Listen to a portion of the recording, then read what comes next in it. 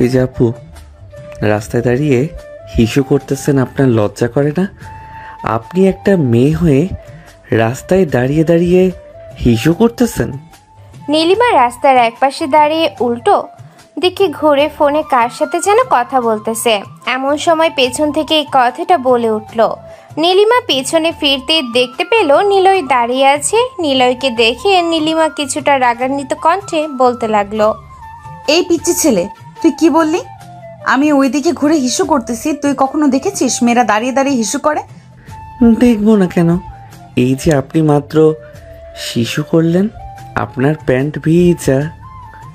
এই বলে নিলয় তার পকেটে থাকা বোতলটা বের করে নীলিমার প্যান্ট ভিজিয়ে দিল। নীলিমা রেগে গিয়ে যেই নিলয়কে ধরতে যাবে এমন সময় নিলয় দৌড়ে পালিয়ে যাইতেছে আর বলতেছে, এই সবাই দেখো, কত বড় একটা মেয়ে হয়ে রাস্তার পাশে দাঁড়িয়ে ছেলেদের মতো হিসু করতে গিয়ে নিজের প্যান্ট ভিজিয়ে ফেলেছে। ছি ছি ছি। নিলয়ের কথা শুনে আশেপাশের কয়েকটা ছেলে চলে আসলো। এসে দেখে নিলয়ের কথা একদম ঠিক, সব ছেলেরা ছিছি করতেছে। নীলিমা ওইখান থেকে তাড়াতাড়ি করে একটা রিক্সা নিয়ে চলে আসলো বাসায়। অন্যদিকে নিলয় দাঁড়িয়ে আছে তার বন্ধুদের সাথে আর বলতেছে, কিরে, কেমন দিলাম মেয়েটাকে? মেয়েটার মুখ তো রাগে লাল টমেটোর মতো হয়ে গিয়েছিল। লাল হবে না মানে? তুই যা দিয়েছিস, মেয়েটা লজ্জায় 3 দিন বাড়ি থেকে বের হবে না। আবার যদি সামনে পাস ওই মেয়েকে, আবার না হয় একটু নাচিয়ে দিস। তুই তো আবার নাচাতে খুব ভালোবাসিস। হ্যাঁ, নিলয় তার বন্ধুদের সাথে কথা বলতেছে। এমন সময় সামনের দিকে তাকাতেই দেখতে পেল নীলিমা আসতেছে, হাতে একটা লাঠি এবং তার সাথে তার বান্ধবীরাও আছে। নিলয় মামা, তুই এইখান থেকে পালিয়ে যা, না হলে মেয়েটা তোকে আজকে মেরেই ফেলবে। দেখ দেখ কি কি নিয়ে আসতেছে। তুই মামা এখান থেকে পালিয়ে যা যদি বাঁচতে চাস। নিলয় ওখান থেকে পালিয়ে যেতে লাগলো। অন্যদিকে পেছন থেকে নীলিমা নিলয়কে উদ্দেশ্য করে বলতেছে আর দৌড়াচ্ছে নিলয়ের পেছনে পেছনে। ফাজিল কোথাকার! এই পিচ্চি, দাঁড়া বলতেছি এখানে। যদি আজকে এখানে না দাঁড়াও তাহলে তোর খবর আছে। তোকে যেখান থেকে পারবো সেখান থেকে তুলে নিয়ে আসবো। বাড়িতে চলে গেলেও তোকে সেখান থেকেও তুলে নিয়ে আসবো। আমাকে ধরতে পারলে তো আপনি নিয়ে যাবেন, আগে আমাকে ধরে দেখান, এরপর না হয় বলবো যে আমাকে নিয়ে যান। এই বলে নিলয় দৌড়াতে দৌড়াতে ওইখান থেকে চলে গেল তার বাসায়। অন্যদিকে নীলিমা ফোন দিল তার বান্ধবীদের। বেশ কিছুক্ষণের মধ্যে নীলিমার বান্ধবী চলে আসলো নীলিমার কাছে। নীলিমাকে উদ্দেশ্য করে বলতে লাগলো, কি রে নীলিমা, কি হয়েছে? তুই হঠাৎ এত জরুরি আমাদেরকে ডাকলি কেন? সমস্যা হয়েছে নাকি? সমস্যা মানে? অনেক বড় সমস্যা। একটা সমস্যা হয়েছে। একটা পিচ্চি ছেলে আমাকে এমনভাবে লজ্জা দিয়েছে, ওই ছেলেকে তোদের ধরে আনতে হবে। তোকে আবার কিভাবে শরম দেবে? তুই তো সব কিছুতেই ঠিকঠাক আছিস, তোকে আবার শরম দিয়েছে? এটা কোনো কথা হলো? আর কোন ছেলেটা শরম দিয়েছে? ছবি থাকলে ছবি দেখা। ছেলেটার ছবি নেই, তবে এই দিক দিয়ে পালিয়ে গেছে। তোরা যে করেই হোক ওই ছেলেটাকে ধরে নিয়ে আসবি। দরকার পড়লে এই এলাকার যত ছেলে আছে সব ছেলেদেরকে ধরে নিয়ে আসতে হবে তোদের। তুই মনে হয় পাগল হয়ে গেছিস, তাই না রে? এই এলাকার সকল ছেলেদেরকে ধরে নিয়ে আসলে আমাদের নামে থানায় কেস হয়ে যাবে। আমরা পারবো না। দরকার পড়লে তুই তোর সমস্যার সমাধান কর। তোরা বলতে চাইছিস যে আমাকে হেল্প করতে পারবি না, তাই তো? ঠিক আছে, তোদের হেল্পের দরকার নেই, আমি আমার কাজ একাই করতে পারবো। এই বলে নীলিমা ওইখান থেকে চলে আসলো এলাকার ভেতরে। প্রত্যেকটা বাড়িতে বাড়িতে গিয়ে দেখতেছে, কিন্তু পাইতেছে না নিলয়কে। অন্যদিকে নিলয় তার বাড়িতে এসে ফ্রেশ হয়ে খাবার খাইতেছে। এমন সময় তার আম্মু বলতে লাগলো, কিরে, তুই নাকি রাস্তাঘাটে মেয়েদেরকে ইপটিজিং করিস? গতকালকে পাশের বাসার সখিনা ভাবির মেয়ে বলে গেছে তুই নাকি তাকে ইপটিজিং করেছিস। আমার মতো এত ভদ্র ছেলেকে এত বড় মিথ্যা অপবাদ দিয়েছে, আমি এটা মানি না। তুমি তাকে ডাক দাও, আমি তাকে জিজ্ঞেস করতে চাই কিভাবে ইফটিজিং করেছি। এই পিচ্চি নিরীহ ছেলের উপর কেন সবাই অত্যাচার শুরু করেছে বুঝতেই পারতেছি না। তুই যে কত জাউরা এইটা আমি খুব ভালো করেই জানি। বন্ধুদের সাথে থাকতে থাকতে তুইও বাদরামি শিখে গিয়েছিস। তোকে যে আমি কি করতে মন চায় মাঝে মধ্যে, থাক বললাম না। নিলয় খাওয়া দাওয়া শেষ করে চলে আসলো তার রুমে। অন্যদিকে নীলিমা পুরো এলাকা খুঁজে ফেলেছে, কিন্তু নিলয়কে পায় নাই। সারাদিন খোঁজাখুঁজি করে বিকেল বেলা চলে আসলো বাসায়। ফ্রেশ হয়ে খাওয়া দাওয়া করে সোফায় বসে আছে, এমন সময় তার ফোনটা বেজে উঠলো। তাকিয়ে দেখে মরিয়ম কল দিয়েছে। কলটা রিসিভ করতেই ওই পাশ থেকে মরিয়ম বলতে লাগলো, এই নীলিমা, তুই এক কাজ কর, বিকেলবেলা তো পার্কে অনেক ছেলেরা বসে থাকে, ওই এলাকার পার্কে যাব আমরা আজকে। যদি ওই ছেলেটা থাকে তাহলে ওই ছেলেকে দৌড়ে আমরা না হয়ে উচিত একটা শিক্ষা দিয়ে দিব। ঠিক আছে, তুই এক কাজ কর, বিকেল 5টার সময় আমরা না হয় ওই জায়গায় যাব। তোরা রেডি হয়ে থাক, আমি আসতেছি কিছুক্ষণের মধ্যে, আর তো বেশি সময় বাকি নেই। এই বলে মরিয়ম চলে আসলো বাহিরে। অন্যদিকে নিলয় তার বন্ধু বান্ধবকে নিয়ে চলে আসলো সেই পার্কে। বসে বসে আড্ডা দিতেছে, এমন সময় তানভীর নিলয়কে উদ্দেশ্য করে বলতে লাগলো, কিরে নিলয়, তোর কি অবস্থা? আগে তো দেখতাম তুই খুব ভালোভাবে চলাচল করতে পারতি, এখন তো দেখি তুই অনেক বাদর হয়ে গেছিস। শালা, তোরা আমার ওস্তাদ হয়ে আজকে তোরাই এই কথা বললি? তোদের তো এখন নাপা ট্যাবলেট খাইয়ে মেরে ফেলা উচিত ছিল। তোরা নিজেরাই আমাকে এসব শিখিয়ে এখন বলতেছিস? আমি আবার কখন শিখালাম? শালা, এখন মিথ্যা কথা বললে কানের নিচে 2টা লাগিয়ে দিব, পরে বুঝতে পারবি। এখানে কেন রেখেছিস সেটা বল আগে। কেন ডেকেছিস সেটা বলছি। তুই কি সকালবেলা কোনো মেয়েকে কিছু বলেছিস? হ্যাঁ বলেছিলাম। মেয়েটা রাস্তার উল্টো দিকে ঘুরে ফোনে যেন কার সাথে কথা বলছিল। আমি ভাবছিলাম মেয়েটা দাঁড়িয়ে দাঁড়িয়ে হিসু করতেছে। এটার জন্য বলেছিলাম অনেক কিছু। ওই মেয়েটা আমাকে কিছুক্ষণ দৌড়ালো, কিন্তু পরে আর আমাকে পায় নাই। কেন, কি হয়েছে? আর তুই জানলি কি করে যে এরকম একটা কিছু হয়েছে? শালা, তুই যাকে খারাপ কথা বলেছিস সে হচ্ছে আমাদের এলাকার মিথিলা আপু, সবার সিনিয়র আপু। আমরা তাকে সিনিয়র আপু বলে সম্মান করি, আর তুই কিনা সেখানে ওই মেয়েটাকে বাজে একটা কথা বলেছিস। সে তো পুরো এলাকা খুঁজে বেড়াচ্ছে তোকে। এমনটাও হতে পারে এখানেও চলে আসতে পারি। তোর যদি ভাগ্য ভালো হয় তাহলে দেখ আজকেও এখানে নাও আসতে পারি। শালা, সামান্য একটু কথার জন্য যদি এইরকম করতে পারে ওই মেয়েটা, তাহলে আমার মনে হয় বাসরাতে জামাই পিটাইতেও সে ভুলবে না। এটা একদম ঠিক কথা বলেছিস, কিন্তু আমার তো ভয় হচ্ছে যদি তোকে আমাদের সাথে দেখে তাহলে তো আমাদেরও আর আস্ত রাখবে না। আরে শালা, তোরা চিন্তা করিস না, ভয় পাস না। আমি তোদেরকে ফাঁসিয়ে দিয়ে না হয় চলে যাব। তোরা এরকমভাবে ভয় পাইলে চলবে? নিলয় এসব কথা বলতেছে, অন্যদিকে নীলিমা তার বান্ধবীদের নিয়ে চলে আসলো। পার্কে ভেতরে প্রবেশ করতেছে, এমন সময় নীলিমা বলতে লাগলো, এই ইলমা, দেখ তো, ওই যে ওইখানে একটা ছেলে বসে আছে অনেকগুলো ছেলের সাথে, দেখে তো মনে হচ্ছে সেটাই সেই ছেলে।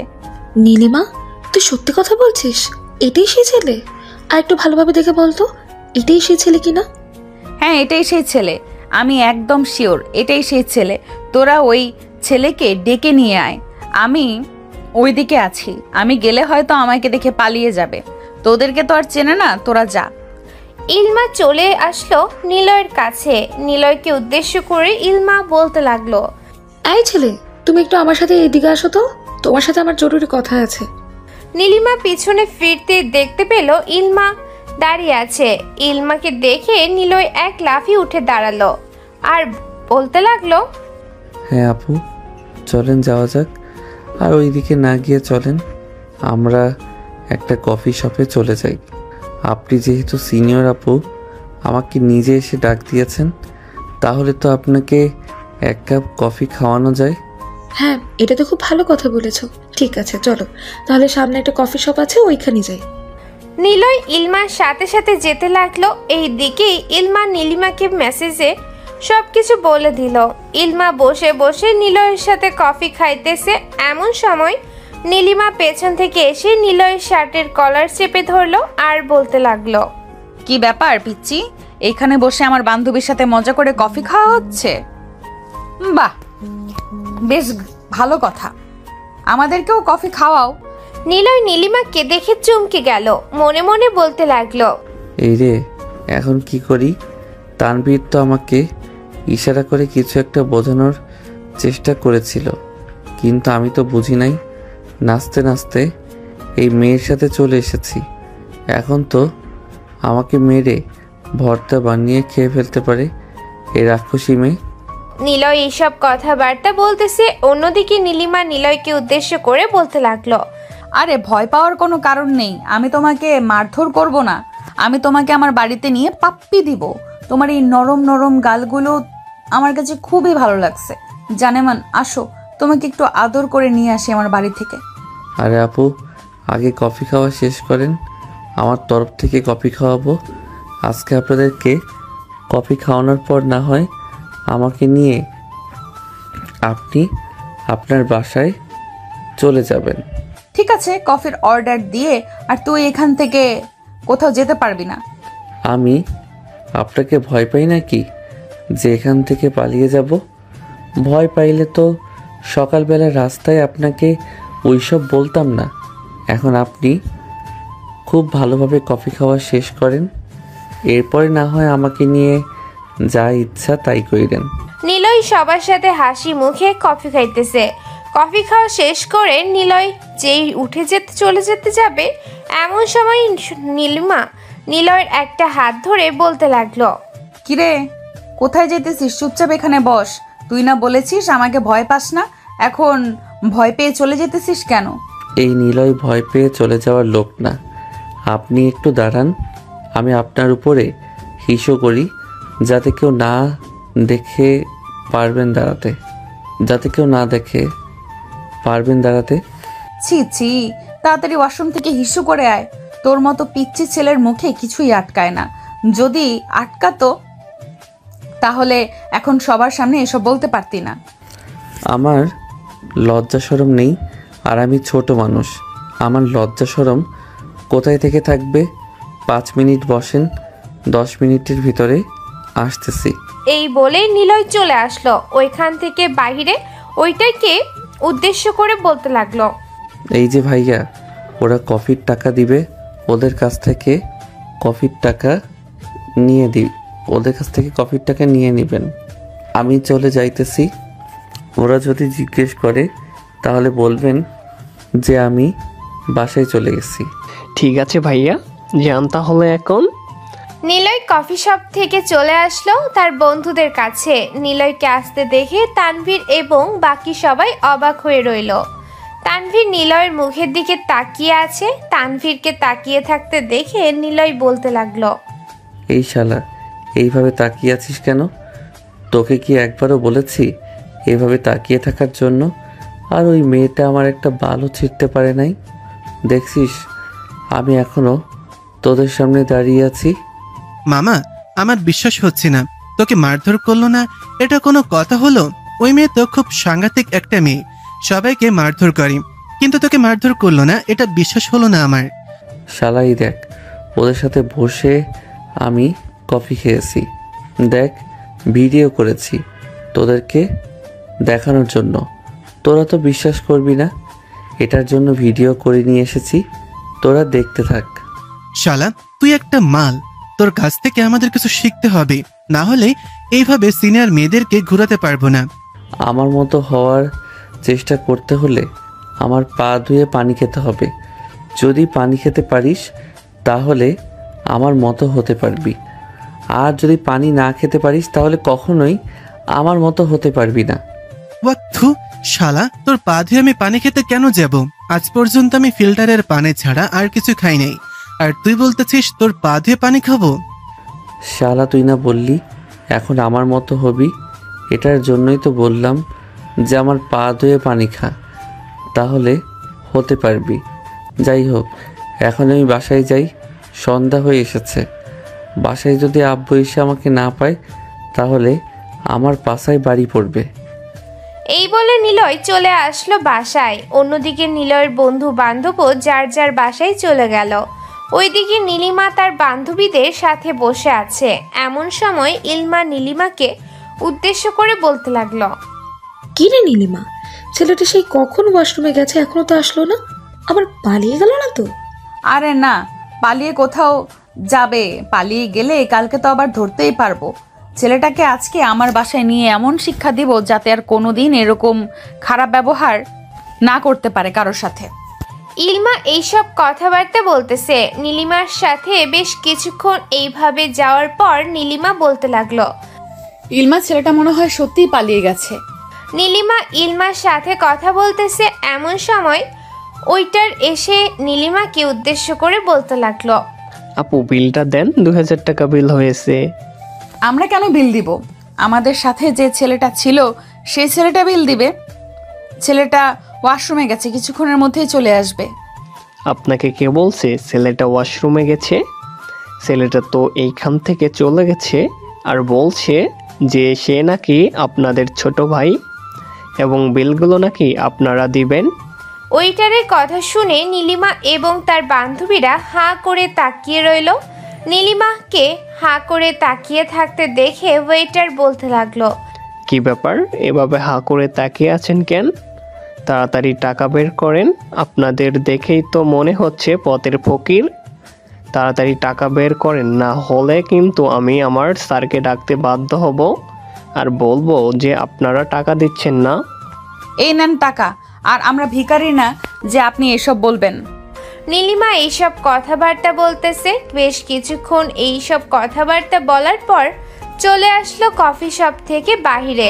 এমন সময় তামান্না নীলিমাকে উদ্দেশ্য করে বলতে লাগলো, নীলিমা, ইলমা ঠিকই বলেছে, ওই ছেলেটা পালিয়ে গেছে। ওই ছেলেটাকে তো একটা শিক্ষা দিতেই হবে। ওই ছেলেটাকে শিক্ষা না দিলে শুধরাবে না। শিক্ষা মানে? তোদের কোনো কিছুই করতে হবে না। আমি আমার রুমে নিয়ে গিয়ে বাকিটা আমি নিজেই করে ফেলতে পারবো। ছেলেটা তো দেখতে ছোটই মনে হচ্ছে, মনে হয় না মুসলমানি করিয়েছে। আমি নিজেই মুসলমানি করিয়ে দিতে পারবো তার। এইসব বলতে বলতে নীলিমা সবাইকে বিদায় দিয়ে চলে আসলো তাদের বাসায়। অন্যদিকে নিলয় বাড়িতে এসে কলিং বেল দিতেই তার আম্মু এসে দরজা খুলে দিল। নিলয়কে দেখে বলতে লাগলো, কি ব্যাপার নিলয়, তুই এই সন্ধ্যাবেলা কোথা থেকে আসলি? তোকে না আমি দুপুরবেলা বলে দিয়েছি তাড়াতাড়ি বাসায় আসার জন্য? তোর আব্বু যদি বাড়িতে এসে তোকে না দেখে তাহলে আমার সাথে চেঁচামেচি করবে। আজকে বাড়ির ভিতরে ঢুক, তোর একদিন কি আমার একদিন। আম্মু, তুমি যদি আমাকে কিছু করার চেষ্টা করো তাহলে কিন্তু আব্বুর কাছে বিচার দিতে বাধ্য হব আর বলবো যে তুমি আমাকে অনেক মারধর করেছো। আমি বাহিরে বের হয়েছি এটার জন্য। নিলয় এসব কথাবার্তা তার আম্মুর সাথে বলতেছে। এইদিকে নিলয়ের আম্মু নিলয়কে কোনো কিছুই বলল না। নিলয় সোজা চলে আসলো তার রুমে, ফ্রেশ হয়ে পড়তে বসে গেল। অন্যদিকে নীলিমা বাড়িতে ফিরতেই তার আম্মু বলতে লাগলো, কি রে নীলিমা, তোর কি লজ্জা শরম নেই? তোকে যে কতবার করে বললাম তুই সন্ধ্যার আগে বাড়িতে চলে আসবি, তাহলে আজকে সন্ধ্যা হলো কেন? আম্মু, একটা ছেলে সকালবেলা আমাকে বকা দিয়েছিল, তার জন্য আমি তাকে আজকে সারাদিন খুঁজছি। খুঁজে পাওয়ার পর তাকে কিছু করতে গিয়েছিলাম, কিন্তু সে আমাদেরকে ধোঁকা দিয়ে পালিয়ে গেছে। বাহ, বেশ ভালো কথা বলেছিস। ছেলেটা তোকে ধোকা দিয়ে পালিয়ে গেছে। তোর মতো একটা গাধা মেয়েকে ধোকা দেবে না তো কি দেবে? যা রুমে যা, গিয়ে ফ্রেশ হয়ে নিচে আয়। তোর আব্বু কিসের জন্য ডাকতেছে? নীলিমা চুপচাপ করে চলে আসলো তার রুমে। ফ্রেশ হয়ে নিচে আসতেই নীলিমার আব্বু বলতে লাগলো, কিরে নীলিমা, এইভাবে দিনকাল চলবে নাকি তোর? এই যে আমি তোকে বলতেছি বিয়েটা করে নে, বিয়েটা করে নে, বিয়েটা করে নিলে তোর জন্য খুব ভালো হবে, কিন্তু তুই তো আমাদের কোনো কথাই শুনতেছিস না। আব্বু, আমি তোমাদেরকে অনেক আগেই বলে দিয়েছি যে আমার পছন্দ মতো ছেলে না হলে আমি বিয়ে করব না। তোমরা আমাকে বিয়ের জন্য জোরাজুরি করলে কিন্তু আমি এই বাড়িতে মামার বাসায় চলে যাব। তখন কিন্তু আর আমাকে কিছু বলতে পারবে না। তখন আমাকে হাজারবার ফিরিয়ে নিয়ে আসার চেষ্টা করলেও আমি আসবো না। তোর কোথাও যাওয়ার প্রয়োজন নেই, তুই এখানেই থাক। এখানে থাকলে খুব ভালো হবে। আমরা আর তোকে বিয়ের জন্য কোনো কথাই বলবো না। নীলিমা চুপচাপ খাওয়া দাওয়া করে তার রুমে চলে আসলো। বিছানায় শুয়ে শুয়ে ফোন টিপতেছে আর নিলয়ের কথা মনে করতেছে। ছেলেটা আমাদেরকে এরকম ভাবে বলদ বানিয়ে চলে যাবে কখনো আশা করি নাই। আজকে চলে গেছে, কালকে পাইলে তো আর কালকে ছেড়ে দেব না, সোজা বাসায় নিয়ে চলে আসব। ছেলেটার কত বড় সাহস আমাকে বলে আমার উপরে হিসু করবে, তাকে আর একবার পাইলে তো খুন করে ফেলতাম। এইসব মনে মনে বলতেছে আর নিলয়কে গালি দিতেছে।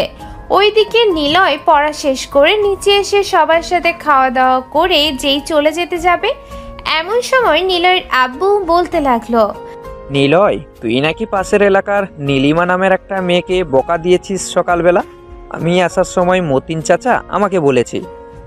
আরে আব্বু, আমার মতো একটা ভালো ছেলে এই দুনিয়াতে আর একটা পাবে নাকি? সবাই মিথ্যা কথা বলতেছে। আর ওই মেয়েটা আমার কাছ থেকে কিছু টাকা পায়, ওই টাকা নেওয়ার জন্য এরকম করতেছে। কিন্তু আমি যতটুকু জানি ওই মেয়েটাকে আমি অনেক আগেই টাকা দিয়ে দিছি, তারপরেও ওই মেয়েটা আমার পিছু ছাড়তেছে না। কি করব বুঝতেছি না।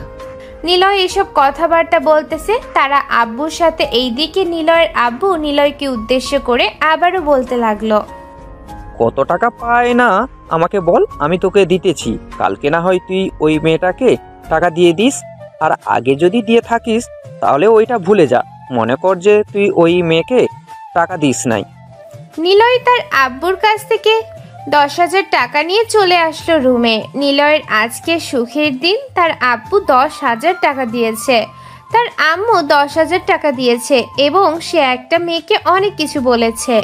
এইসব চিন্তা করতে করতে নিলয় ঘুমের দেশে পাড়ি জমা হলো। পরের দিন ঘুম থেকে উঠে নিলয় বসে আছে, এমন সময় তার ফোনটা বেজে উঠল। তাকিয়ে দেখে তার বন্ধু তানভীর কল দিয়েছে। কলটা রিসিভ করতেই ওই পাশ থেকে তানভীর বলতে লাগলো, নিলয়, তুই যত তাড়াতাড়ি পারিস বাড়ি থেকে বের হয়ে কোথাও চলে যা। ওই নীলিমা নামের মেয়েটা আসছে, আমার বাড়ি থেকে অলরেডি বের হয়ে গেছে। শালা, আমাকে আগে বলবি না? আগে বললে তো আমি কিছু জামা কাপড় রেডি করে রেখে এরপর তোর বাসায় চলে যেতাম। আচ্ছা, আমি এখনই বের হয়ে যাইতেছি। এই বলে তানভীর যে বের হয়ে যেতে যাবে, এমন সময় তার রুমের ভেতরে প্রবেশ করলো নীলিমা। নীলিমাকে দেখে নিলয় চমকে উঠল আর বলতে লাগলো, কি ব্যাপার? আপনি কারো অনুমতি না নিয়ে বাড়ির ভিতরে প্রবেশ করেছেন কেন? আপনি জানেন না অনুমতি ছাড়া কারো বাড়িতে প্রবেশ করা নিষেধ? হ্যাঁ, আমি জানি অনুমতি ছাড়া অন্যের বাড়িতে প্রবেশ করা নিষেধ, কিন্তু তোর মতো চোরকে ধরতে হলে আমার অনুমতি নিতে হবে। চল, আজকে তোকে সারাদিন আমার বাসায় রাখবো। আর তুই তো দেখতে এখনো পিচ্ছি মনে হয়, তোর মুসলমানি হয় নাই। আমার বাসায় চল, সকল কিছু রেডি করে রেখে এসেছি, তোর মুসলমানি করিয়ে দিব। এই মেয়ে, আপনার কি লজ্জা শরম বলতে কোনো কিছু নেই? আপনি সব কি বলতেছেন? আমার মুসলমানি করিয়েছে সে ছোট্টবেলা, আর আপনি বলতেছেন আমার মুসলমানি করাই নাই? আপনি তো ক্যারেক্টার লস। হ্যাঁ, আমি ক্যারেক্টার লুজ, এটা তো জানিস। কেন ক্যারেক্টার লুজ এটা না হয় তোকে পরে বলবো, আগে চল তুই আমার সাথে। তোর আম্মুর কাছ থেকে অনুমতি নিয়েছি, যা তাড়াতাড়ি রেডি হয়ে আয়। হ্যাঁ, আপনি একটু নিচে যান, আমি রেডি হয়ে আসতেছি। তোর মতো চোরকে আমার খুব ভালো করে চেনা হয়ে গেছে। তোকে যদি এখন ছেড়ে দেই তাহলে তুই কোথায় দিয়ে চলে যাবি আর তোকে খুঁজে পাবো না। এর চাইতে আমি তোর রুমের ভেতরে প্রবেশ করি, তুই ড্রেস চেঞ্জ কর। আপনি কি আমাকে দর্শন করার জন্য রুমের ভিতরে প্রবেশ করবেন? আবার বলতেছেন ড্রেস চেঞ্জ করার জন্য? ছি ছি ছি, আমি তো ভাবতেই পারি নাই আপনার মতো একটা সিনিয়র মেয়ে এই রকম কথা বলবে, আর আমি আপনার মতো একটা সিনিয়র মেয়ের মুখ থেকে এই রকম কথা শুনবো। নিলয় এইসব কথাবার্তা বলতেছে নীলিমাকে। এইদিকে নীলিমা কি বলবে বুঝে উঠতে পারতেছে না। এমন সময় ঠাস করে নিলয়ের গালে চড় মেরে বলতে লাগলো, তোকে যেটা বলেছি সেটা কর, আর যদি একটা কথা বলিস তাহলে তোর গালে না, তোর কানের নিচে 2টা লাগিয়ে দিব। নিলয় রুমের ভিতরে এসে শার্ট খুলে ফেললো। এটা দেখে নীলিমা মাথাটা নিচু করে রইল। নিলয় আস্তে আস্তে করে নীলিমার সামনে গিয়ে জোরে চিৎকার করে বলতে লাগলো, আম্মু গো, আব্বু গো, কে কোথায় আছো গো? আমাকে বাঁচাও গো, এই সিনিয়র মেয়েটা আমাকে ধর্ষণ করতেছে গো। আমি বাধা দিতেছি বলে এই মেয়েটা আমাকে ছাড়তেছে না গো। কে কোথায় আছো?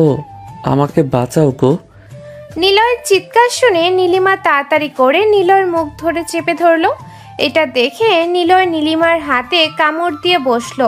এমন সময় রুমের ভিতরে প্রবেশ করলো নিলয়ের আম্মু আর বলতে লাগলো, কি ব্যাপার নিলয়, কি হয়েছে? তুই এরকমভাবে চিৎকার চেঁচামেচি করছিস কেন? আর এই মেয়ে, তোমাকে তো বলেছিলাম নিচে বসার জন্য, তাহলে তুমি নিলয়ের ঘরে কি করো? আম্মু, এই দেখো, এই মেয়েটা আমার শার্ট খুলে ফেলেছিল, আমাকে ধর্ষণ করার চেষ্টা করেছিল, কিন্তু আমি চিৎকার করে উঠি, তখন তুমি চলে আসো।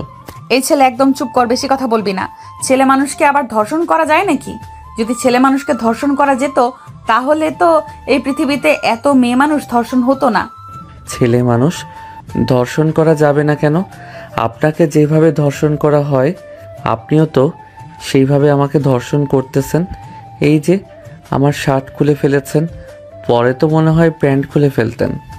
প্যান্ট খুলে ফেললে খুলতাম, তাতে তোর সমস্যা কি ছিল? তোর মুসলমানি করিয়ে দিলেই তো হতো। ছোটবেলায় মুসলমানি করিয়েছে, এটার জন্য তুই এত বাদরামি করিস, এখন আবার মুসলমানি করাবো। এই বলে নীলিমা নিলয়কে ধরে টানতে টানতে নিয়ে চলে আসলো নিচে। এইদিকে নিলয়ের আম্মা হাঁ করে তাকিয়ে রইল। নীলিমার দিকে কি বলবে বুঝে উঠতে পারতেছে না। বেশ কিছুক্ষণ যাওয়ার পর নীলিমাকে উদ্দেশ্য করে বলতে লাগলো, আপনি যে আমাকে এইভাবে আম্মুর সামনে থেকে টেনে নিয়ে এসেছেন, আম্মু তো অন্য কিছু ভেবেছে। এখন যদি আপনি আমাকে মেরে ফেলেন, আম্মু তো আমার জন্য কান্না করবে। চিন্তা করিস না, তোকে মারধর করবো না, শুধু তোকে মুসলমানি করিয়ে দিব, যাতে তুই আর এইরকম খারাপ খারাপ কথা বলতে না পারিস। আমি আর আপনাকে কতবার বলবো, আমার মুসলমানি আরও 7 বছর আগে করিয়ে ফেলেছে, আপনি কেন এরকম করতেছেন? আচ্ছা, আমি আপনার কাছে মাফ চাইতেছি, আমাকে মাফ করে দেন। আমি আমার ভুল বুঝতে পারছি, আমি আর কখনো কাউকে বকা দিব না। আজকে মাফ চাইলে তো আর হবে না। তুই যেই দিন ভুল করেছিস ওই দিন মাফ চাইলে তোকে মাফ করে দিতাম, কিন্তু আজকে তোকে মাফ করা যাবে না। যতই কিছু হয়ে যাক না কেন, তোকে মাফ করা যাবে না, মানে যাবে না। নীলিমা এইসব কথা বলতে বলতে নিলয়কে নিয়ে চলে আসলো তাদের বাসায়। কলিং বেল দিতেই তার আম্মু এসে দরজা খুলে দিল। নীলিমার সাথে নিলয়কে দেখে নীলিমার আম্মু যে কিছু বলতে যাবেই, এমন সময় নীলিমা বলতে লাগলো, আম্মু একদম কোনো কিছু বলবে না, আর এই ছেলেটাকে এটাও জিজ্ঞেস করবে না। আমি এই ছেলেটাকে নিয়ে রুমের ভেতরে যাইতেছি, যতই চিৎকার চেঁচামেচি হোক না কেন, তুমি আমার রুমের সামনে আসবে না আর আমাকে ডাকও দিবে না। এই বলে নীলিমা নিলয়কে নিয়ে চলে আসলো রুমের ভেতরে। বেশ কিছুক্ষণ বসে থাকার পর নীলিমা বিছানা থেকে উঠে ড্রয়ার থেকে একটা ছুরি আর প্লাস বের করে আনলো। এটা দেখে নিলয় তাড়াতাড়ি করে তার 2 হাত দিয়ে এটা দেখে নীলিমা নিলয়কে উদ্দেশ্য করে বলতে লাগলো, আজকে যতই চিৎকার চেঁচামেচি করিস না কেন, তোকে কেউ বাঁচাতে আসবে না। আজকে তোকে আমি মুসলমানি করিয়ে ছাড়বো। আমাকে বাজে কথা বলা, তুই তো আমাকে চিনিস না, আজকে থেকে জেনে রাখবি আমি কিরকম মেয়ে। আপু, আমার চেনা হয়ে গেছে আপনাকে, আপনি খুবই সাংঘাতিক একটা মেয়ে। আপনার সাথে আর কখনোই লাগতে যাব না, প্লিজ আমাকে ছেড়ে দেন। তোকে কখনোই ছাড়া যাবে না। যদি ছেড়ে যেতাম তাহলে আরো আগেই ছেড়ে দিতে পারতাম। ছেড়ে দিতে পারবো না বলেই তো আটকে রেখেছি। তোর আব্বু আম্মু আমাকে কোনো কিছুই বলতে পারবে না। দেখলি না, তোর আম্মুর সামনে তোকে টেনে টেনে নিয়ে এসেছি। হ্যাঁ, আপনি তো খুব সাহসী, এটার জন্যই আমার আম্মুর সামনে দিয়ে আমাকে টেনে টেনে নিয়ে চলে এসেছেন। আপনার তো অনেক প্রশংসা করলাম, এখন আমাকে ছেড়ে দেন। না, তোকে ছাড়া যাবে না। তুই যেহেতু বলেছিস আমার উপরে এই হিসু করবি, তার আগে তোর ওইটা কেটে নিয়ে গঙ্গাসাগরে বিছিয়ে দিয়ে নীলতিমিকে খাইয়ে ফেলবো, আর বলবো যে তোর ওই জায়গা ওইটা যাতে না হয়। আপনি তো খুব বজ্জাত মেয়ে, ভাবছিলাম সিনিয়র হয়েছেন, মাপ চাইলে মাফ করে দেবেন, কিন্তু আপনি বারবার আমার ওইটা নিয়ে কথা বলতেছেন, এটা কিন্তু একদম ঠিক না। আর আমি আপনাকে বারবার বলতেছি, আমার মুসলমানি আরও 7 থেকে 8 বছর আগে করিয়ে ফেলেছে, তারপরও আপনি কেন ছুরি আর এইটা নিয়ে দাঁড়িয়ে আছেন? আরে তোর মুসলমানি করিয়ে ফেললে তো ওইখান থেকে ব্লাড বের হবে, এটার জন্য আমি এই প্যাম্পাস নিয়ে এসেছি। এটা পরিয়ে দিলে তোর আর ওইখানে ব্লাড বের হবে না। নীলিমার কথা শুনে বারবার নিলয় অবাক হচ্ছে। নীলিমাকে কি বলবে বুঝে উঠতে পারতেছে না। বেশ কিছুক্ষণ এইভাবে যাওয়ার পর নীলিমা নিলয়কে উদ্দেশ্য করে আবারও বলতে লাগলো, তোকে আমি ছেড়ে দিতে পারি একটা শর্তে, তুই এই শর্তটা মানতে পারবি? হ্যাঁ, আপনার সকল শর্ত আমি মানতে পারবো। বলেন কি শর্ত মানতে হবে। তবে একটা কথা, আমি কিন্তু ছোট মানুষ, আমার কাছে বেশি কিছু চাইতে পারবেন না। বেশি কিছু চাইবো না, তুই আমার সাথে 1 মাস রিলেশন করবি, এই 1 মাসের যাবতীয় খরচ তোর বহন করতে হবে। আমি কখন কি চাইবো সব কিছুই তোকে দিতে হবে। আর তুই ছোট মানুষ হয়েছিস তো কি হয়েছে, তোর এই আব্বু আম্মু আছে না, তোর আব্বু আম্মু তো একজন বিজনেসম্যান। তোর আব্বুকে বলবি, তাহলে তোর আব্বু তোকে টাকা দিবে, আর আমার কথা বললে তো আরো আগে টাকা দিয়ে দিবে। আপনার কথা বললে আরও আগে টাকা দিবে কেন? ও আচ্ছা, বুঝতে পারছি। আপনি মনে হয় আমার সতীন মা, তাই না? এটার জন্যই বলতেছেন আব্বুকে বললে আরও আগে টাকা দিয়ে দিবে। নিলয়ের কথা শুনে নীলিমা হাসবে নাকি কান্না করবে বুঝতে পারতেছে না। হঠাৎ করে নিলয়ের গালে চড় মেরে দিল নীলিমা আর বলতে লাগলো, এই তোর কি লজ্জা শরম বলতে কোনো কিছু নেই? তোর ওই বুইরা বাপকে আমি বিয়ে করতে যাব কেন? বিয়ে করলে তো তোকে বিয়ে করতে পারবো। আমার আব্বুকে কি কম শক্তিশালী ভাবছেন নাকি? বিয়ে করে দেখেন, কয়েকদিন পর বাচ্চা হয়ে যাবে আপনার। আর আমাদের পুরুষের শরীরে অনেক শক্তি আছে। হ্যাঁ আমি জানি তোর মতো বাদর ছেলের বাপের শরীরে কতটুকু শক্তি আছে। এইটার জন্যই তো তোর আব্বু তোর আম্মুকে এত ভয় পাস, এবং তুইও ভয় পাবি তোর বউকে। কখনোই না, আমার বউ এইরকম হবেই না। আমি যে মেয়েকে বিয়ে করব ওই মেয়ে একদম সরল সোজা এবং ঠান্ডা থাকবে, যাতে আমি ওই মেয়েকে খুব ভালোবাসতে পারি। তোর ভালোবাসা পাছা দিয়ে ভরে দিব। আমাকে এখনো চিনিস না, তোকে যা যা বলছি সেটা করবি। 1 মাস আমাকে সময় দিবি, যখন কল দিব তখন চলে আসতে হবে। রাত 2টা বাজে কল দিলেও চলে আসতে হবে। আর যদি না আসিস তাহলে তো বুঝতেই পারছিস আমি সোজা তোর বাড়িতে চলে যাব, পরে তোর ওইটা কেটে নিয়ে চলে আসব। আবার সেই ওইটা? আচ্ছা, আপনি এক কাজ করেন, আপনার সাথে ঘোরাঘুরি করতে পারবো না, আপনি আপনার ওইটা কেটে নিয়ে চলে যান, সারা জীবন একা থাকতে পারবো। নিলয়ের কথা শুনে নীলিমা আস্তে আস্তে তার দিকে এগিয়ে আসতে লাগলো। নিলয়ের একবারের সামনে এসে তার প্যান্টের চেন খুলতে যাবে, এমন সময় নিলয় চিৎকার করে উঠল আর বলতে লাগলো, এই মেয়ে, আপনার কি আত্মসম্মান কোনো কিছুই নাই? আমি আপনাকে ভয় দেখানোর জন্য এবং লজ্জা দেওয়ার জন্য এই কথা বলেছি, আর আপনি কি না সোজা চলে এসেছেন আমার। আপনি তো দেখি খুবই লজ্জা একটা মেয়ে।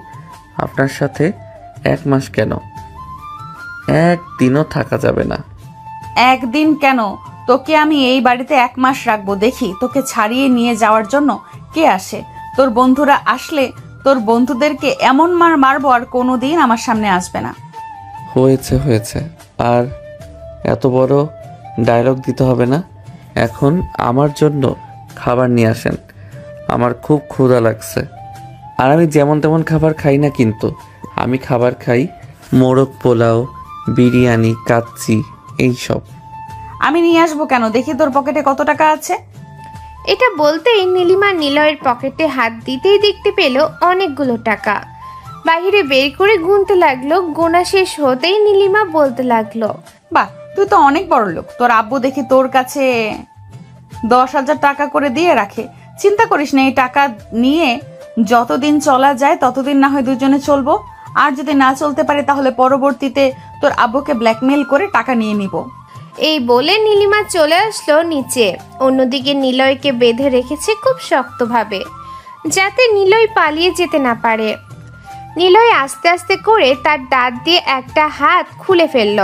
পরের হাত খুলে তাড়াতাড়ি করে তার পায়ের 2টা বাঁধন খুলে সোজা চলে আসলো ছাদে।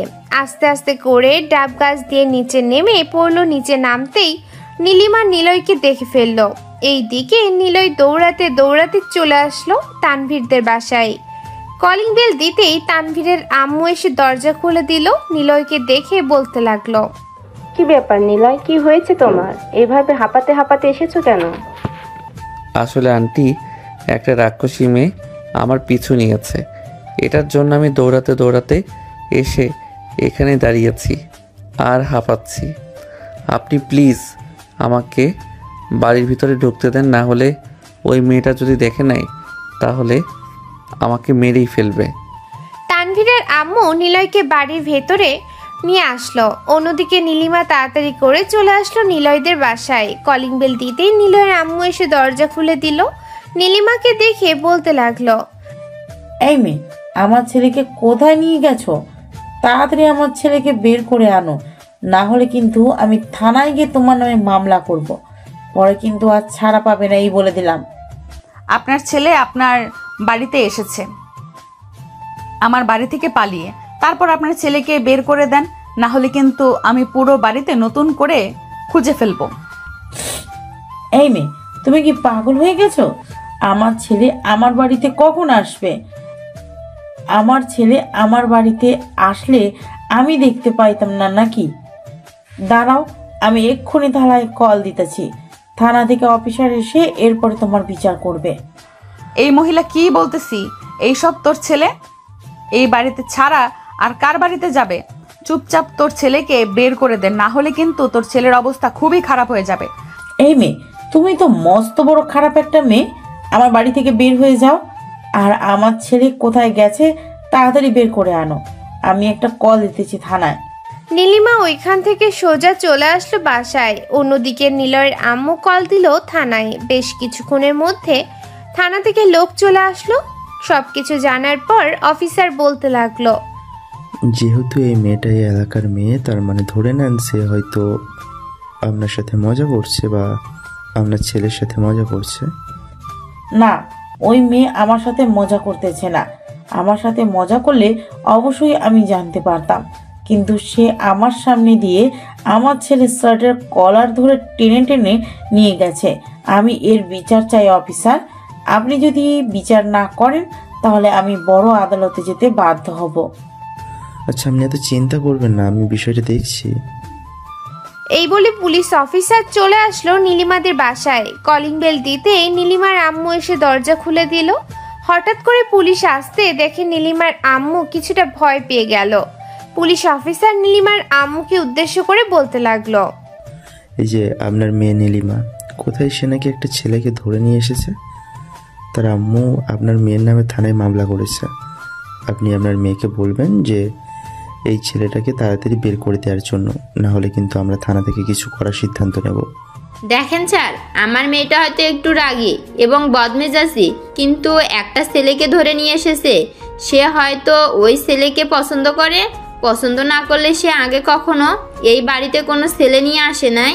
হঠাৎ এই ছেলেকে নিয়ে এসেছে, তার মানে আমি বুঝতে পারছি সে পছন্দ করে। আপনারা এসেছেন, খুবই ভালো হয়েছে। আপনারাও সেই ছেলেটাকে খুঁজে বের করেন। ছেলেটা এই বাড়ি থেকে পালিয়ে কোথায় গেছে তা আমরা জানি না। আমার মেয়ে খোঁজাখুঁজি করতেছে, হয়তো পাচ্ছে না। ঠিক আছে, আমরা যদি তাদের দুজনকে একসাথে পাই তাহলে কিন্তু সোজা ধরে বিয়ে পড়িয়ে দেবো। তখন কিন্তু আপনারা আর বাধা দিতে পারবেন না আমাদেরকে। ঠিক আছে, তখন আর আপনাকে বাধা দেব না। আপনারা এত চিন্তা করবেন না। পুলিশ অফিসার আশেপাশে খুঁজতে লাগলো। এইদিকে নীলিমা খুঁজতে খুঁজতে চলে আসলো তানভীরদের বাসায়। কলিং বেল দিতেই তানভীরের আম্মু এসে দরজা খুলে দিল। নীলিমা তানভীরের আম্মুকে উদ্দেশ্য করে বলতে লাগলো, আন্টি, বাড়িতে কি তানভীর আছে নাকি তার বন্ধুর সাথে কোথাও গেছে? তানভীর তো সেই সকালবেলা বের হয়েছে চট্টগ্রাম যাওয়ার উদ্দেশ্যে, হয়তো এতক্ষণে চলে গেছে। সাথে দেখলাম নিলয় গেছে। কেন, কি হয়েছে? না, তেমন কিছু হয় নাই। আচ্ছা যাই তাহলে আমি এখন। এই বলে নীলিমা যেই চলে যেতে যাবে এমন সময় তানভীরের হাসি শব্দ পেল উপর থেকে। তানভীরের হাসির শব্দ পেয়ে নীলিমা তানভীরের আম্মুকে উদ্দেশ্য করে বলতে লাগলো, আন্টি, আপনি না বললেন যে আপনার ছেলে চট্টগ্রাম গেছে নিলয়ের সাথে? তাহলে উপরে কারা? মনে তো হচ্ছে বড় বড় মানুষ হবে, হাসাহাসি করতেছে। হ্যাঁ, ওরা হচ্ছে আমাদের আত্মীয়, গ্রাম থেকে এসেছে গতকালকে রাতে। ওরা হয়তো কিছু বিষয় নিয়ে মজা করতেছে। ও আচ্ছা, ঠিক আছে, এখন তাহলে আমি যাই আন্টি। নীলিমা চলে গেল ওইখান থেকে, কিন্তু তার মনে কেমন যেন একটা সন্দেহ হচ্ছে। নীলিমা নিজের মনে মনে বলতে লাগলো, আমার কেন যেন মনে হচ্ছে ওইখানে নিলয় আছে। আমি কি ছদ্মবেশে ওই বাড়িতে যাব? হ্যাঁ, এটাই করতে হবে।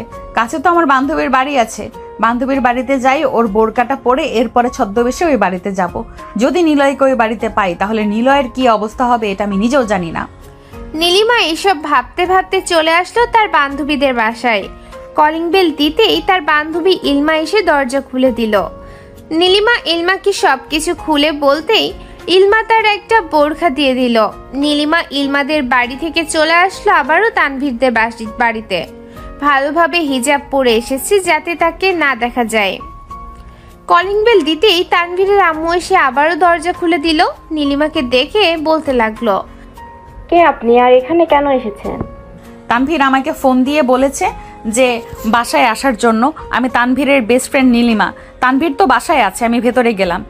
এই বলে নীলিমা তাড়াতাড়ি করে তানভীরের আম্মুকে কিছু বলতে না দিয়ে সোজা চলে আসলো তানভীরের রুমে। এসে দেখে সবাই বসে বসে আড্ডা দিতেছে। তানভীর নীলিমাকে দেখে এক দৌড়ে চলে আসলো ওয়াশরুমে। তানভীরকে দৌড়ে ওয়াশরুমে যেতে দেখে নিলয় বলতে লাগলো, কিরে ফারহান, এই নিলয় এইভাবে দৌড়ে ওয়াশরুমে চলে গেল কেন? আরে শালা, মনে হয় বেশি জোরে চাপ দিয়েছে, এটার জন্য সে দৌড়ে ওয়াশরুমে চলে গেছে। ফারহানের কথা শেষ না হতেই ওয়াশরুম থেকে জোরে চিৎকার করতে করতে তানভীর বলতে লাগলো, নিলয় ভাই, তোর জীবন তছনছ হয়ে গেছে। সামনের দিকে তাকিয়ে দেখ, নীলিমা আপু দাঁড়িয়ে আছে। আজকে তোর জীবন শেষ। তানভীরের কথা শেষ না হতেই নীলিমা খপ করে এসে নিলয়ের শার্টের কলার ধরে ফেললো আর বলতে লাগলো, কিরে, পালিয়ে তো এসেছিলি, এখন কোথায় যাবি? এখন তো আমি তোকে ধরে ফেলেছি। এখন তোকে এমন মারবো যাতে তুই আর কোনো দিন কারোর সাথে বাটপারি করে বাড়ি থেকে বের না হতে পারিস। আজকে তোর হাত পা ভেঙে বাড়িতে রেখে দিব। নিলয় কি করবে বুঝে উঠতে পারতেছে না। এমন সময় হুট করে নিলয় নীলিমার ঠোঁট জোড়া কামড়ে ধরলো। এইদিকে নিলয়ের বন্ধুরা এটা দেখে তাড়াতাড়ি করে ওই রুম থেকে পালিয়ে চলে গেল যার যার বাসায়। নীলিমা নিলয়কে বারবার ছাড়ানোর চেষ্টা করতেছে, কিন্তু নিলয় অনেক শক্তভাবে তার ঠোঁট কামড়ে ধরে আছে। বেশ কিছুক্ষণ নীলিমা ছোটাছুটি করার চেষ্টা করলো, কিন্তু পারল না। নিলয়ের কাছে হার মেনে নিলয়ের সাথে রেসপন্স করতে লাগলো। এইভাবে বেশ কিছুক্ষণ যাওয়ার পর হঠাৎ নিলয় ফাঁক পেয়ে নীলিমাকে ধাক্কা দিয়ে বিছানায় ফেলে দিয়ে এক দৌড়ে কোথায় যেন যাইতেছে। এক দৌড়ে চলে আসলো বাড়ির বাহিরে, সোজা রাস্তায় দৌড়াতে লাগলো। কোথায় যাইতেছে সে নিজেও জানে না। এইদিকে নীলিমার হুঁশ ফিরতেই মনে মনে বলতে লাগলো, আমি এটা কি করলাম? এই ছেলের কাছে হার মেনে গেলাম না, আমাকে হার মানলে চলবে না। এই ছেলের বিচার করতেই হবে। এই ছেলে আমাকে কিস করেছে এবং আমাকে বাজে ভাষায় বকা দিয়েছে। এইসবের বিচার না করতে পারলে তো আমি আমার বান্ধবীর কাছে লজ্জায় পড়ে যাব। না না, এটা হতে পারে না। এক্ষুনি এই ছেলেকে আবার খুঁজে বের করতে হবে। এখন আবার কোথায় গেছে? নীলিমা তাড়াতাড়ি করে চলে আসলো নিচে। তানভীরের আম্মুকে উদ্দেশ্য করে বলতে লাগলো, আন্টি, নিলয় কোথায় গেছে আপনি জানেন? আমি জানবো কি করে? নিলয় তো এক দৌড়ে এ বাড়ি থেকে বের হয়ে সোজা রাস্তা দিয়ে দৌড়াতে দৌড়াতে কোথায় চলে গেছে তা আমি নিজেও জানি না। আর তুমি ওই ছেলেটার পিছনে এভাবে লেগে পড়ে আছো কেন? সামান্য একটু বকা দিয়েছে বলে তুমি এভাবে ওই ছেলের পিছনে লেগে থাকবে? এটা কিন্তু খুবই খারাপ বিষয়। একটা পিচ্চি ছেলে তোমাকে এসব বলতেই পারে। তুমি এসব মাথায় নিয়ে ঘোরাঘুরি করলে তো আর চলবে না। আন্টি, এই ছেলেটা খুবই দুষ্টু, আমার সাথে অনেক কিছু করেছে। এগুলো বলা যাবে না। এইগুলো বললে নিজের মান সম্মান শেষ হয়ে যাবে। আমি চাই না আমার মান সম্মান শেষ করার জন্য। আমি এখন গেলাম, আশা করি নিলয় আর এই বাড়িতে আসবে না। এইসব বলতে বলতে নীলিমা বাড়ির ভিতর থেকে বের হয়ে পড়লো। কোনো দিক দিয়ে যাবে চিন্তা ভাবনা করে পাইতেছে না। অন্যদিকে নিলয় সোজা চলে আসলো তার চাচাদের বাড়িতে। তার চাচাতো বোন সাদিয়ার রুমের ভিতরে লুকিয়ে আছে। এমন সময় সাদিয়া নিলয়কে বের করে বলতে লাগলো, কি ব্যাপার ভাইয়া, তুমি এত ভয় পেয়ে আছো কেন? কেউ কি তোমাকে কিছু করেছে নাকি? আর বলিস না, সাদিয়া একটা সিনিয়র মেয়েকে 2 দিন আগে বকা দিয়েছিলাম। এই মেয়েটা এখনো আমার পিছনে লেগে আছে। সকালবেলা আম্মুর সামনে আমাকে টেনে হেঁচড়ে তার বাড়িতে নিয়ে গেছে। পরে ওইখানে আমাকে বেঁধে রেখে অনেক মারধর করেছে। ওই বাড়ি থেকে পালিয়ে আমি আমার বন্ধুর বাড়িতে গিয়েছিলাম, সেখানেও চলে গেছে। এখন অনেকটা দূরে চলে এসেছি। তোদের বাসায় আশা করি এখানে সে আসবে না, আর আসলেও প্লিজ তুই কিছু বলিস না, তোর দুইটা পায়ে পড়ি। আরে রে, কি করছো? পায়ে ধরতে হবে না, আমি বিষয়টা বুঝতে পারছি, আর বলতে হবে না আমাকে। মেয়েটা আসলে আমি কোনো একটা বাহানা দিয়ে এই বাড়ি থেকে বের করে দেবো। তুমি এক কাজ করো, ফ্রেশ হয়ে দাও, আমি তোমার জন্য খাবার নিয়ে আসছি। মনে হয় না সারাদিনের ভেতর তোমার পেটে কোনো খাবার গেছে।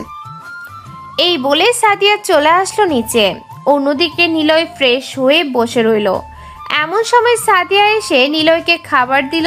নিলয় খাওয়া দাওয়া শেষ করে বসে আছে। বেশ কিছুক্ষণ বসে থাকার পর সাদিয়া নিলয়কে উদ্দেশ্য করে বলতে লাগলো, আচ্ছা নিলয় ভাইয়া, একটা সত্যি করে কথা বলবে? তুমি এই মেয়েটার সাথে আর কি কি করেছো আমাকে একটু বলো। একটা মেয়েকে শুধু বকা দিলে তো আর ওই রকম ভাবে তোমার পিছু করে না।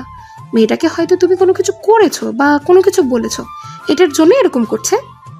আরে আমি তো তাকে কোনো কিছু করি নাই, শুধু জাস্ট কিছু খারাপ কথা বলেছি। এখনকার সমাজে তো এটাই চলে।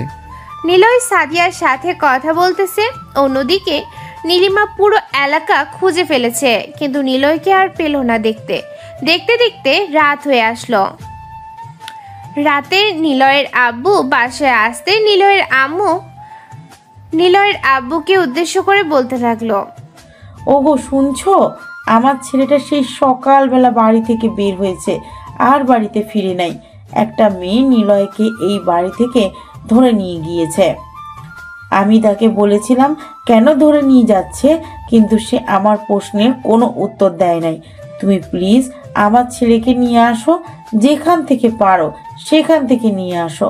আমি আমার ছেলেকে আমার চোখের সামনে দেখতে চাই, প্লিজ তুমি নিয়ে আসো। আরে চিন্তা করো না নিলয়, হয়তো ওই মেয়েটার সাথেই আছে। মেয়েটা হয়তো নিজেকে বেশি ভালো ভালো খাবার দিচ্ছে। মেয়েটাকে আমি খুব ভালো করেই চিনি, মেয়েটা খুবই রাগী এবং বদমেজাজি। নিলয়ের আব্বু এসব নিয়ে কথাবার্তা বলতেছে। এমন সময় বাড়ির কলিং বেল বেজে উঠল। নিলয়ের আম্মু দরজা খুলতেই দেখতে পেল নীলিমা দাঁড়িয়ে আছে। নীলিমাকে দেখে নিলয়ের আম্মু বলতে লাগলো, এই মেয়ে, আমার ছেলে কোথায়? তাড়াতাড়ি আমার ছেলেকে বের করে দাও।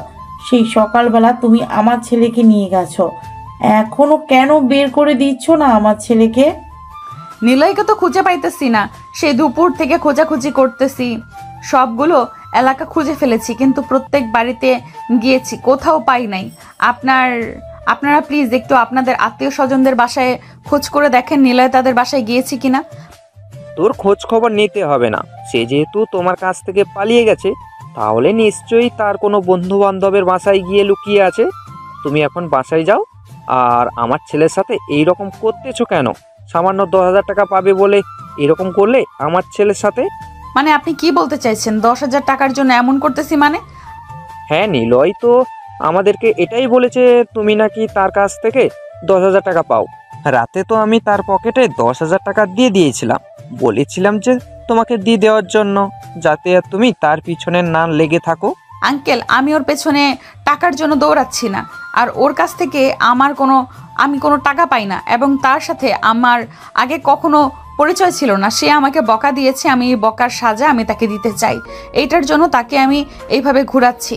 আর যদি আমার বাড়ি থেকে পালিয়ে না যেত তাহলে আমি তাকে সন্ধ্যার দিকে ছেড়ে দিতাম, কিন্তু সে পালিয়ে গেছে। এটার জন্য আমার আরও রাগ হয়েছে।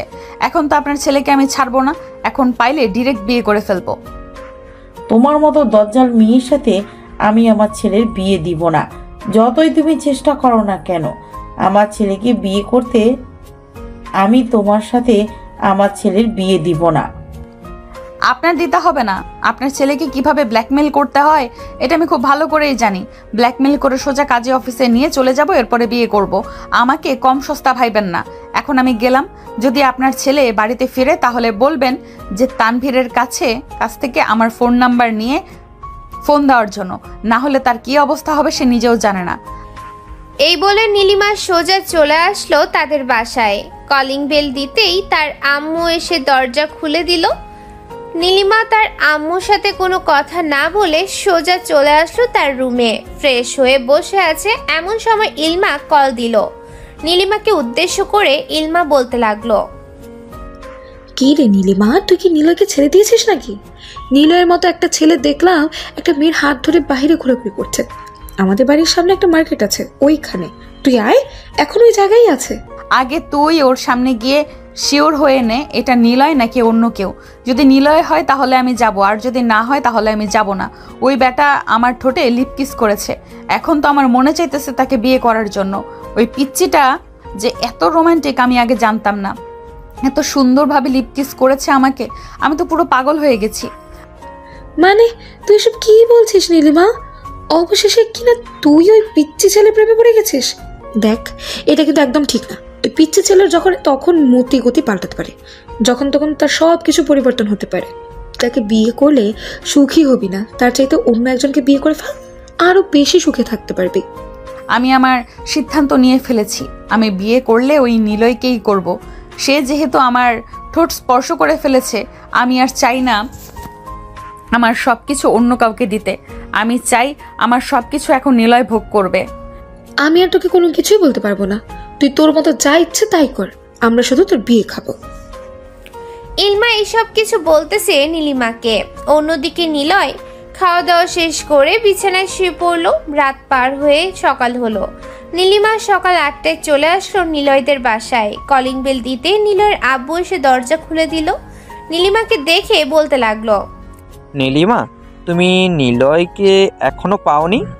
না, নিলয়কে তো এখনো পাই নাই। নিলয় কোথায় গেছে আপনি জানেন? জানলে প্লিজ বলবেন, জানলে প্লিজ বলেন। ওর সাথে আমার জরুরি কথা আছে, তাকে আমি আর দৌড় করাবো না, সে যা বলবে তাই হবে। আমিও তো জানি না সে কোথায় গেছে, তাকে ফোন দিলাম, তার ফোনও তো বাসায় রিং হচ্ছে। তুমি একটু আজকে নিলয়ের বন্ধু বান্ধবের বাসায় গিয়ে জিজ্ঞেস করবে সে আছে নাকি। আর জিজ্ঞেস করলে চলবে না, ওরা মিথ্যা কথা বলবে। তুমি বাড়ি চেক করবে, তাহলে সে ধরা পড়ে যাবে। নীলিমা নিলয়ের আব্বুর সাথে কথাবার্তা বলে আবারও খোঁজাখুঁজি করতে লাগলো। অন্যদিকে নিলয় সকাল 11টায় ঘুম থেকে উঠে ফ্রেশ হয়ে খাওয়া দাওয়া করে বসে আছে। এমন সময় সাদিয়ার আম্মুর ফোনটা বেজে উঠলো। সাদিয়া কলটা রিসিভ করতে ওই পাশ থেকে নিলয়ের আম্মু বলতে লাগলো, এই সাদিয়া, তোদের বাসায় কি নিলয় গেছে? না, আমাদের বাসায় তো নিলয় ভাইয়া আসেনি। কেন, কি হয়েছে? ভাইয়া কি বাড়ি থেকে রাগ করে চলে গেছে নাকি? আরে না রে, বাড়ি থেকে রাগ করে চলে যায় নাই। একটা ডাইনি মেয়ে আছে, ওই ডাইনি মেয়েটা আমার ছেলেকে ভালোভাবে থাকতে দিতেছে না। সে গতকালকে কোথায় ছিল, কি খেয়েছে কি না করেছে, এসব নিয়ে খুবই টেনশনে আছি। নিলয়কে যদি একবার দেখতে পারতাম তাহলে খুবই ভালো হতো। আচ্ছা, আমি দেখি নিলয় ভাইয়া আমাদের এলাকায় এসেছে কিনা। যদি আমাদের এলাকায় এসে থাকে তাহলে আমি আপনাকে ফোন দিয়ে জানাবো। ঠিক আছে, তুমি না হয় আমাকে ফোন দিয়ে জানাবে। এখন তাহলে ফোন রাখলাম। নিলয়ের আম্মু কলটা কেটে দিল। অন্যদিকে নীলিমা আবারও কালকের মতো পুরো এলাকা খুঁজে ফেলেছে, কিন্তু পায় নাই। সাদিয়াদের বাড়িটা কিছু দূর হওয়াতে নীলিমা আর ওই বাড়িতে আসে নাই। দেখতে দেখতে এইভাবেই কেটে গেল 1 সপ্তাহ। নীলিমা এবং নিলয়ের আব্বু আম্মু খুবই টেনশন করতেছে। অন্যদিকে নিলয় খাবার খাইতেছে আর ঘুমাচ্ছে, এছাড়া ওর কোনো কাজ নেই। রাতে নীলিমা বসে আছে নিলয়দের বাসায়। নিলয়ের আম্মুকে উদ্দেশ্য করে বলতে লাগলো, আন্টি আপনি চিন্তা করবেন না নিলয়ের জন্য, আমি নিলয়কে খুঁজে বের করবই।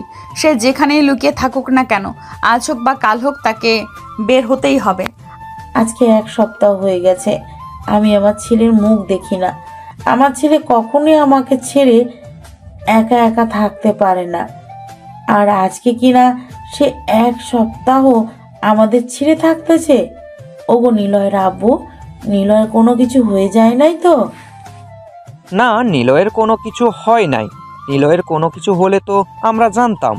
আমি থানায় কল দিয়েছি, থানা থেকে ওরা অবশ্যই কাজ করবে, হয়তো কিছুক্ষণের মধ্যে জানিয়ে দিবে নিলয় কোথায় আছে।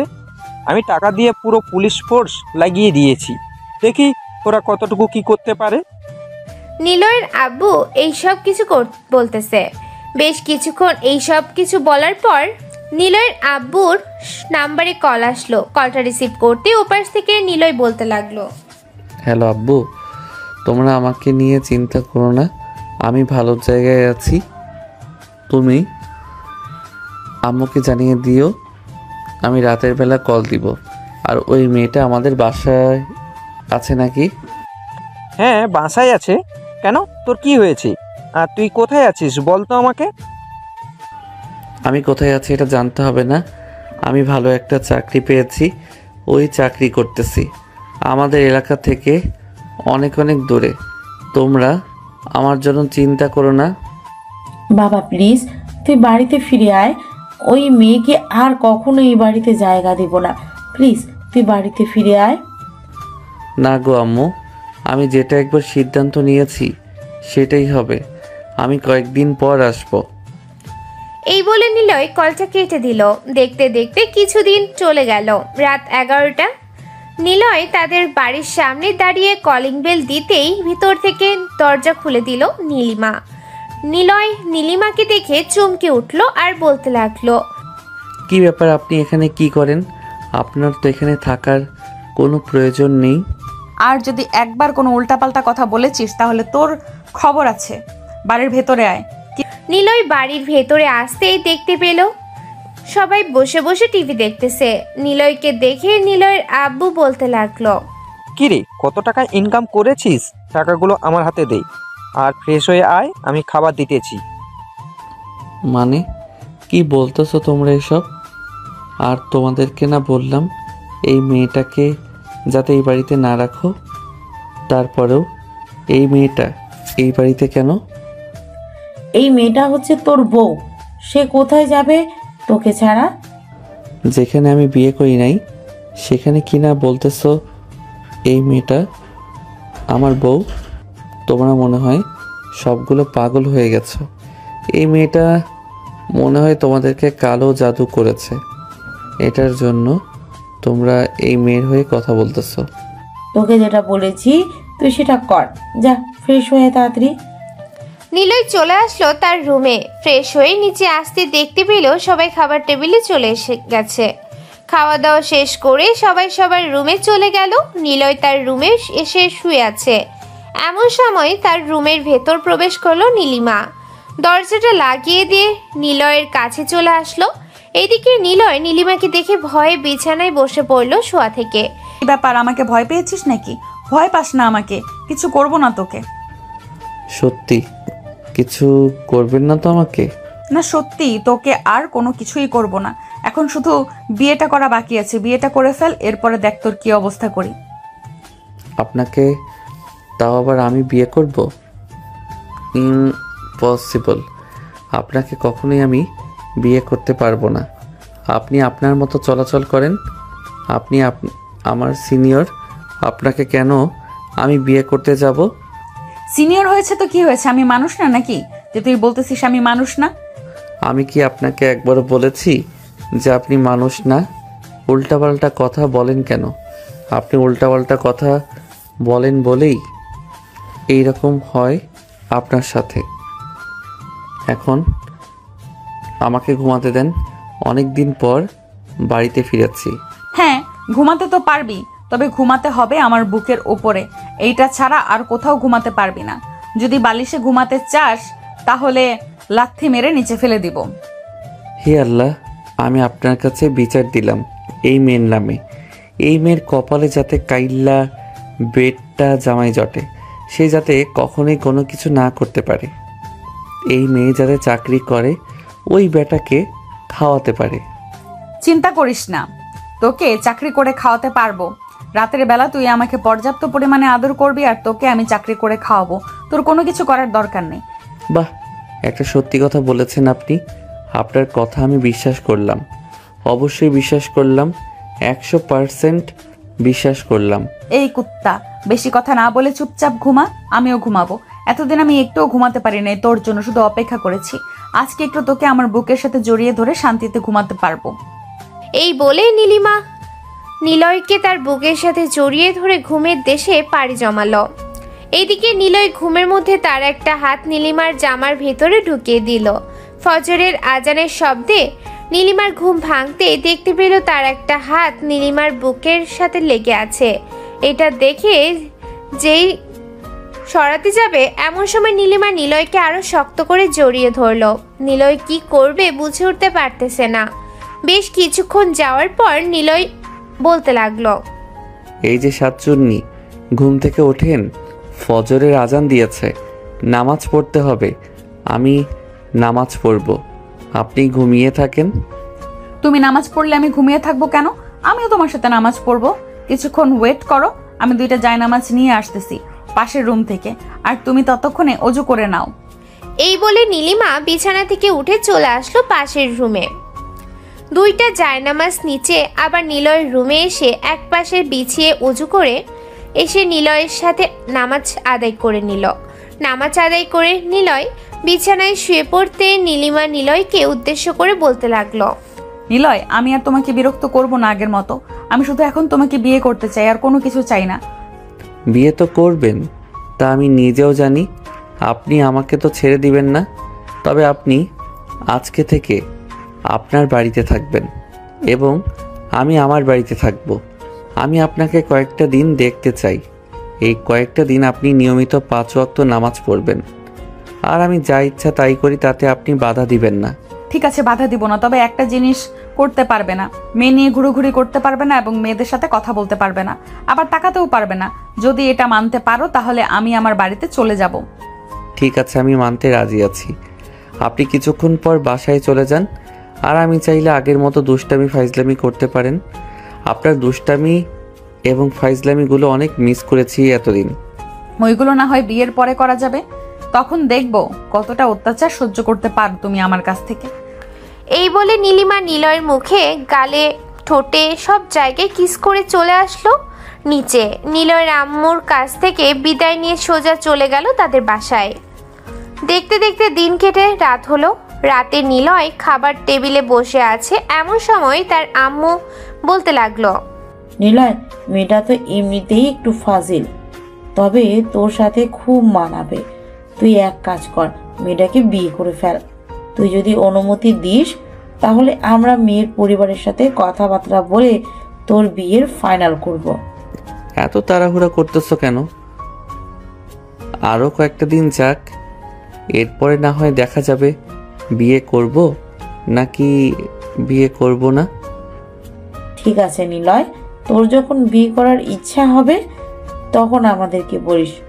মেয়ের পরিবারের সাথে আগে কথা বলে রাখি, যাতে তোদের বিয়ে শুধু কাজী দেখে পড়িয়ে দিতে পারি।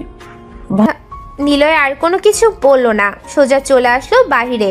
বন্ধুদের সাথে আড্ডা দিয়ে ঘোরাঘুরি করে চলে আসলো বাড়িতে। দেখতে দেখতে এইভাবে কেটে গেল 1টি মাস।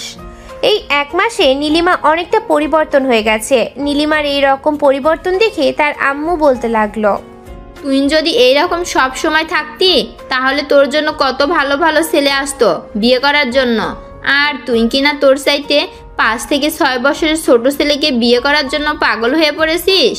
আম্মু, আমি তাকে পছন্দ করি, আর সে ছোট হোক বা বড় হোক তাতে আমার কোনো কিছু যায় আসে না। তার সাথে আমি সারা জীবন থাকবো, এটাই অনেক। এইসব কথাবার্তা বলতেছে এমন সময় নীলিমার ফোনটা বেজে উঠলো। তাকিয়ে দেখে নিলয় কল দিয়েছে। কলটা রিসিভ করতে ওই পাশ থেকে নিলয় বলতে লাগলো, কি ব্যাপার, আপনি এই 1 মাসের মধ্যে আমাদের বাসায় একদিনও আসলেন না কেন? কলেজে তো ঠিক দেখা হয়েছে, কথাবার্তাও হালকা পাতলা বলেছেন। আমাদের বাসায় আসলে সমস্যা নাকি? সমস্যা হতে যাবে কেন? শ্বশুর বাড়িতে যাবো, এটা যদি সমস্যা হয় তাহলে শ্বশুর বাড়িতে গিয়ে কি করব? আপনাদের বাড়িতে যাই নাই। আমি প্রতিজ্ঞা করেছিলাম যে যতদিন আপনি বিয়ে না করে আমাকে আপনার বাড়িতে তুলবেন ততদিন যাব না। ও আচ্ছা, এই কথা। ঠিক আছে, কালকে আমরা আসতেছি, আপনাকে বিয়ে করব আমি কালকে। বিশ্বাস হয় না আপনি কালকে আসবেন। এর আগেও কতবার বলেছেন, কিন্তু একবারও আসেন নাই। এবার সত্যি সত্যি আসব। আমার জন্য রান্না করে রাখেন আর নিজের হাতে খাইয়ে দিবেন আপনার রুমে নিয়ে আমাকে। ঠিক আছে, কালকে আসেন, এরপরে দেখা যাবে নিজের হাতে খাইয়ে দেন নাকি আপনি আপনার নিজের হাত খান। এই বলে নিলয় কলটা কেটে দিল। রাতে খাবার টেবিলে বসে তার আম্মুকে উদ্দেশ্য করে বলতে লাগলো, আব্বু আম্মু, আমি নীলিমাকে কল দিয়ে বলে দিয়েছি কালকে আমরা যাব আর কালকে বিয়ে হবে। ভালো কাজ করেছিস। আমিও তোকে ভাবছিলাম বলবো বলবো, কিন্তু আর বলতে পারিনি। কালকে দুপুরের দিকে চলে যাব। আমি নীলিমার আম্মু এবং আব্বুর সাথে কথা বলে রাখবো। নিলয় আর কোনো কিছু না বলে ওইখান থেকে সোজা চলে গেল তার রুমে।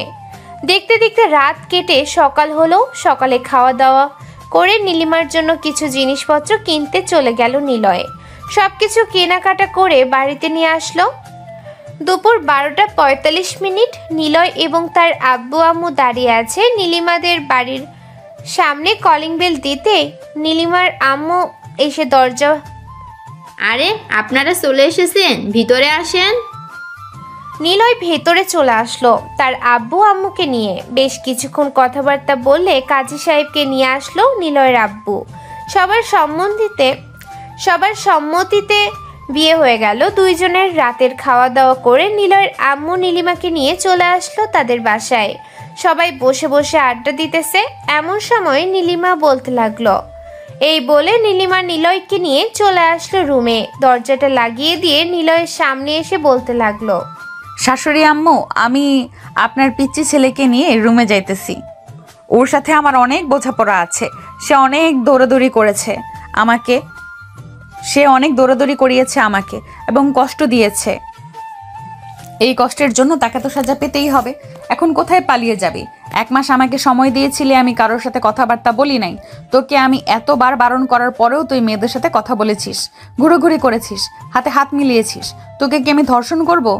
ও আম্মু গো বাঁচাও গো, এই মেয়েটা আমাকে ধর্ষণ করবে, আমাকে বাঁচিয়ে নাও। আজকে তোকে বাঁচানোর জন্য কেউ আসবে না, একমাত্র তুই আর আমি ছাড়া এখানে কেউ আসবে না। এই বলে নীলিমা নিলয়ের শার্টের কলার ধরে একটা মেরে সবগুলো বোতাম ছিঁড়ে ফেলল। সবগুলো ছিঁড়ে ফেলার পর নীলিমা আস্তে আস্তে নিলয়ের প্যান্টের দিকে হাত বাড়িয়ে দিতে যাবে। এমন সময় নিলয় বলতে লাগলো, প্লিজ আমাকে ছেড়ে দেন, আমি আপনার 2টা পায়ে পড়তেছি, আমাকে ছেড়ে দেন। আমি আর কখনো আপনার সাথে খারাপ ব্যবহার করব না। আরে আজকে আমাদের বাসর রাত, আজকে আমিও তোকে ছাড়বো না আর তুইও আমাকে ছাড়বি না। আজকে কে কতক্ষণ মারামারি করতে পারে দেখি। মারামারি করবেন বেশি ভালো কথা, তার মানে এই না যে শরীরের সকল জামা কাপড় খুলে এরপরে মারামারি করতে হবে। এটা সেই মারামারি না, এটা অন্য একটা মারামারি। ওয়েট, আমি আমার জামা কাপড়গুলো খুলে ফেলতেছি, এরপরে তোকে সব কিছু শিখিয়ে দিব কিভাবে কি করতে হয়। নীলিমা তার জামা কাপড় খুলে নিলয়কে তার বুকের সাথে চেপে ধরলো। হুট করে নিলয়ের 2টা হাত নীলিমার বুকের উপরে উঠে গেল। নীলিমা নিলয়কে লিপকিস করতেছে। এদিকে নিলয় আস্তে আস্তে নীলিমার সাথে রেসপন্স করতেছে। বেশ কিছুক্ষণ লিপকিস করার পর নিলয় ছেড়ে দিতেই নীলিমা নিলয়কে বুঝিয়ে দিতে লাগলো কিভাবে মারামারি করতে হবে। নিলয় সবকিছু বুঝে নিয়ে নীলিমার উপরে ঝাঁপিয়ে পড়ল। এদিকে নীলিমা চিৎকার করতেছে, কিন্তু নিলয় সেদিকে পাত্তাই দিচ্ছে না। নিলয় তার মতো করে আদর করতেছে। তারা একে অপরকে আদর এবং মারামারি করতে থাকুক। আমরা তাহলে আজকে বিদায় নিই। গল্পটা তাহলে এখানেই সমাপ্ত করলাম। সবাই ভালো থাকবেন, সুস্থ থাকবেন। আল্লাহ হাফেজ, ধন্যবাদ।